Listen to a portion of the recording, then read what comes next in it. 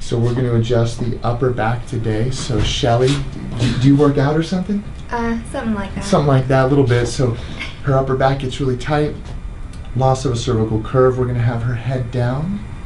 You're going to put your hands on top of mine. You're going to lock those fingers. Give me a good squeeze. Breathe in nice and deep. And out.